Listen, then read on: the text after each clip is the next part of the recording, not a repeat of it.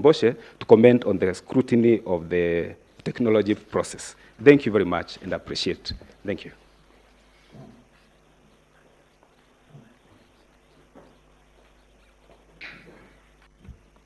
My Lady, the Chief Justice, Honorable Judges of the Supreme Court, I noticed that the time was still running as I was walking here. I hope I'll recover my seconds. As my learned brother has indicated, I'll be going through briefly what happened at Anniversary Towers. Just to add that, my lady, we have already seen the gaps from what my brother, Mr. Njomo, has said. The breaches, the illegalities, and the gaps that were there in the collection, the tallying of the numbers. My lady, what we have been told by the first and second respondents, as you will see it happening even as we went to Anniversary Towers, is the attitude of, get over it, it's over. Because, my lady, and as has been ably submitted by my learned senior Mr. Mulgore, when he was talking about what happened at Anniversary Towers, we were denied access to the server. Our agents were denied access to the server. My lady, and honorable members of the court, when you retire, you will see at page 8 of the report, item number 4, that they said the best they could do was to give us a clone image of the server. When we said, let's proceed, or when our agent said, let's proceed, it became clear that to generate a forensic image, there was the requirement for the development of what is called a forensic image hash. My ladies, honorable members of the court, it was then asked for the IEBC because they wanted to give us this clone to generate the hash. What did they say? They said, oh no, the judiciary should generate the hash. Yet, it is the system that they are calling upon us and Kenyans to believe they were in control of. They have no idea how to generate those things, and if they do, they want to take zero responsibility for that job. And that is why, contrary to the requirements of the Constitution, the IEBC abrogated their duty to conduct the IT component of the election and gave it entirely to Smartmatic. And that is why Smartmatic wrote a letter further to the directions of this court, that letter was served upon our firm yesterday. And the letter is dated 31st August. On the right, and this letter should be before this court because it is addressed to the registrar. So I expect Judge, honorable members of this court, that it's before you. Clearly, it shows it is from Amsterdam. And it says that they will not give us access to the servers because it infringes on their intellectual property. What Mr. Macharia called today, the question of what happens to our data? We cannot even verify the election, contrary to the requirements of the Constitution that it should be verifiable. When the Honorable Court gives orders for scrutiny, Smartmatic says they cannot give us that access. We have set it out. It's set out in the report that has been placed before this court, and the letter is there to confirm. What they then go ahead and do is to amend the orders of this court.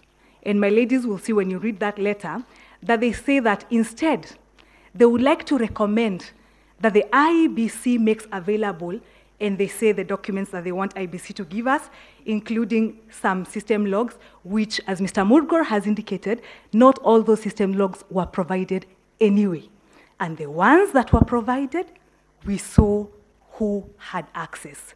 Our agents did indicate that when we asked, because this becomes very important on the question of access, and that's why the logs become important as well, when we asked, as the court had directed in its ruling, order number 1, that we get a password policy, they said no, it will infringe on the security. And that becomes extremely important in terms of knowing who had access to those servers, in terms of confirming the code or the policy on change of passwords. They refused to give that information. Again, IEBC refused to give us information with respect to the RTS, Results Transformation Systems. Yet they want us to come here and believe what they're telling us with regards to the contents of the portal. Yet in their own Gazette notices, as you will find, there were some points where there was human intervention, and that is why they are unable to explain to this court, which we asked them to do and they were unable to do, to explain how the JPEG photos, my ladies, 2 more minutes? Thank you. They are unable to explain how an image is taken but ends up on the server as a PDF. In their own Gazette notice of 3rd August, which is part of our evidence, the petitioner in 002, they said that in some certain areas, returning officers will be allowed to take photos using their phones and transmit the same to the tallying center. So how then is it that all the photos on the portal are in PDF, and yet they refused, they declined and dishonored this court's order to give us information on the results transmission system?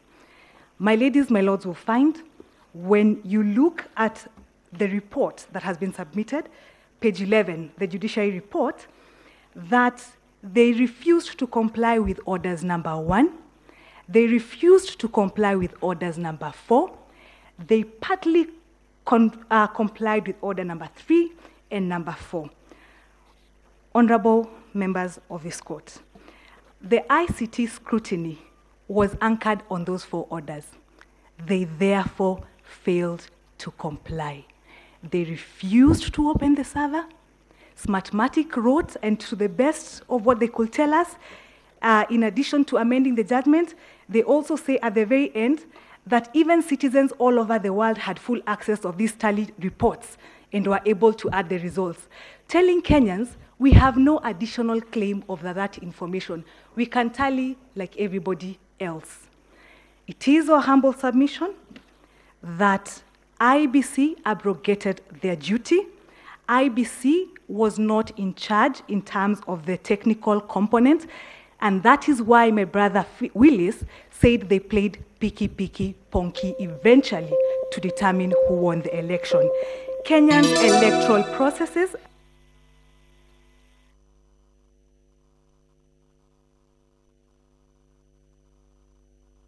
run outside Kenya. We humbly submit that there was non-compliance. We humbly submit IEBC failed the test. Kindly allow our petition.